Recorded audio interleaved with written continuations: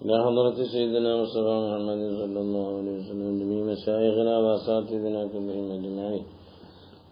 أستاذنا الشهيد وشيخنا تقي محمد الدارمي القادري رضي الله عنه.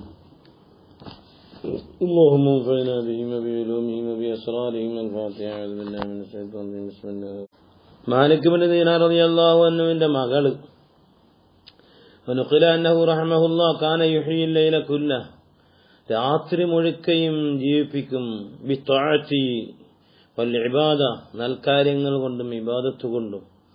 വകാനത്ത് ലഹു ബിന്തുൻ, ഒരു മോളുണ്ടായിരുന്നു. കാലത്ത് യാ ബത്തി നം ലഹ്ലതൻ, കുറച്ച് ഉറങ്ങുപ്പാ, എന്താണ് ഇങ്ങനെ, വസ്തരിഹ്, കാല കുറച്ച് റാഹത്തെടുക്കുപ്പാന്ന് പറഞ്ഞു. കാല യാ ബിന്തി ഇന്നി അഖാഫു മിൻ അൻ യതവജ്ജഹ ഇലയ്യ ഫിൽ ലൈലി സഅദത്തുൻ വതുസാദിഫുനി നൈമ.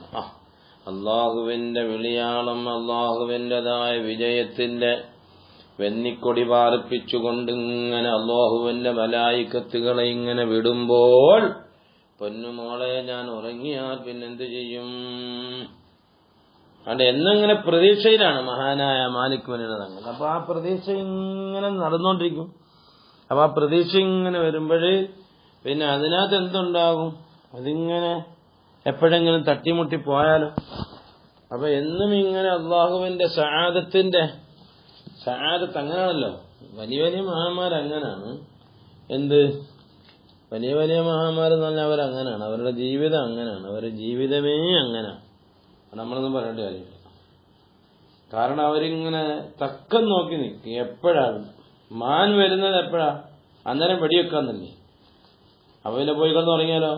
പോയി കിടന്ന് ഉറങ്ങിയാൽ പിന്നെ മാനും കിട്ടത്തില്ല, ഒന്നും കിട്ടത്തില്ല. അതാണ് പറഞ്ഞത്.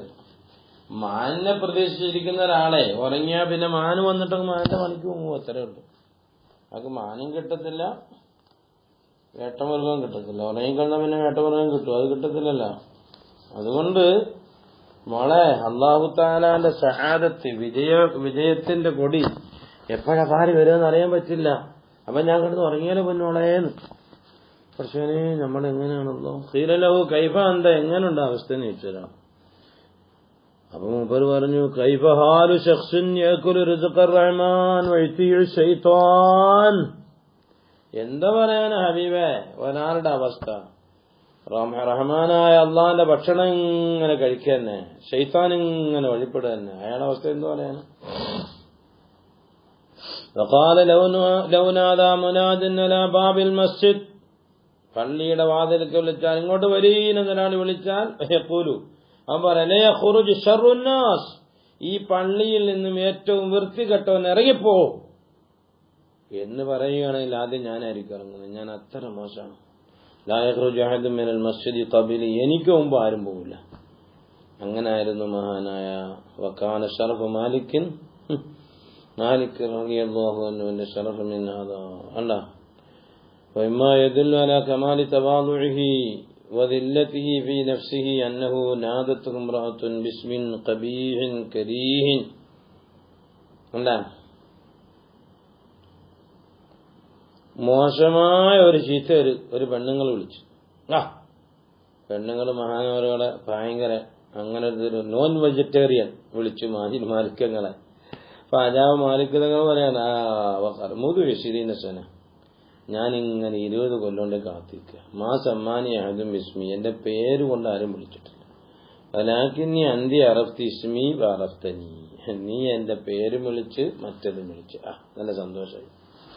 നഫ്സിന് ഹദുമുൻ നഫ്സ് ചെയ്യാന്ന് പറയും. പണ്ട് കുണ്ടൂരുപ്പാപ്പായ തങ്ങളുപ്പാപ്പ ചീത്ത വിളിച്ചപ്പോ, കുണ്ടൂരുപ്പാപ്പായെ നീയൊരു വലിയ സൂഫിയായിട്ട് ഇങ്ങനെ നടക്കുക എന്ന് പറഞ്ഞ് ഇങ്ങനെ ഉള്ളാളത്തേക്ക് സനദിനെ വിളിച്ചപ്പോ ചൂടായി. എവിടെ പോയിട്ട് ഇങ്ങനെ വന്നപ്പോ, നീ എവിടെയാ പോയത്, നീ വലിയ സൂഫിയാന്ന് പറഞ്ഞ ഔലിയാമൻ ഇങ്ങനെ നടക്കുകയാണെന്ന് പറഞ്ഞിട്ട്. അപ്പൊ കുണ്ടൂർ സാർ മെക്കെടുത്ത് വെച്ചിട്ട്, അൽഹംദുലില്ലാഹ്, ഞാനിങ്ങനെ കാത്തു നടക്കാറുണ്ട് എന്നെ ചീത്ത വിളിക്കാൻ പറ്റിയ ഒരാൾ ഇവിടെ കിട്ടാന്നിട്ട്. എന്നെ തങ്ങൾ പാപ്പ ചീത്ത വിളിച്ചു. എന്നെ നഫ്സിന്റെ അമ്മാറത്തൊക്കെ പോട്ട് എല്ലാരും ഇങ്ങനെ ഞാൻ വലിയ ഔലിയാന്ന് പറഞ്ഞ് ഇങ്ങനെ നടക്കുക. അങ്ങനെയാണ് വലിയ വലിയ മഹാന്മാര്. നമ്മൾ ചീത്ത വിളിച്ചാൽ ആ ഭാഗത്തേക്ക് തിരിയോ? ഞാൻ ജനങ്ങളെ അറിഞ്ഞത് മുതൽ എന്നെ മദ്ഹ് ചെയ്യുന്നത് ഞാൻ വഹവക്കാറില്ല, എന്നെ ദമ്മ് ചെയ്യുന്നത് ഞാൻ വഹവക്കാറില്ല. മനുഷ്യന്മാരിങ്ങനെ ഉണ്ടാവില്ല, ചില ആൾക്കാരെ ഇങ്ങനെ പൊക്കി അങ്ങ് വെക്കും, ചിലപ്പോൾ ആകാശം മേലെ വരെ പൊക്കിയിട്ട് കൊണ്ട് തൊറ്റ താപ്പിടും, അല്ലെങ്കിൽ ഭയങ്കരമായിട്ട് ദമ്മ് ചെയ്യുന്നവരും എല്ലാവരും ഉണ്ടാവും. അതുകൊണ്ട് ഞാൻ قال منذ عرفت الخلق لا أبالي من أن يمتحني شخص أو يذمني لأن الناس يفرطون في المدح والذم. അങ്ങനെയാണ് ഇൻഷാ അല്ലാഹ്.